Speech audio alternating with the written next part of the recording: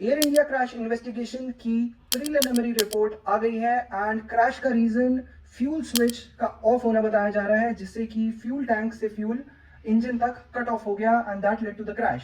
And इसे एक deliberate action बताया जा रहा है कि it wasn't by accident that the fuel switch turned off, but deliberately किसी ने किया गया। पर ऐसा क्यों है? ये एक एक्सीडेंट भी तो हो सकता था। ये स्विचेस हमारे नॉर्मल लाइट फैन स्विचेस जैसे नहीं है कि एक्सीडेंटली हाथ लगा और वो ऑफ हो गए। These switches have to be lifted up, moved to the off position and pushed down. And ऐसे में the switch cannot turn off because of some vibration or turbulence in the plane. And एक switch का turn off होना it's extremely rare, has never happened in the history of aviation. But दोनों switches का एक साथ turn off होना it's impossible. Investigators have found out that both switches moved from run to cut off 1 second apart. That is the standard manual shutdown procedure.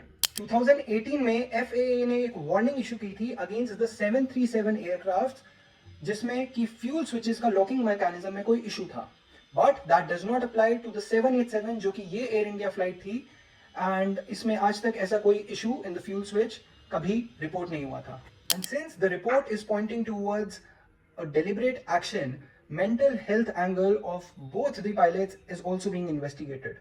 क्योंकि 2015 में एक German wings flight also crashed because of a deliberate action of the pilot. And इसके साथ sabotage का एक angle भी investigate हो रहा है। sabotage मतलब किसी ने पायलट से पहले ही जाकर फ्यूल स्विचेस ऑफ कर दिए to deliberately cause the crash.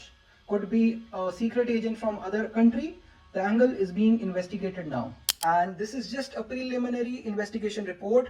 More investigations will be done and the findings will be out soon.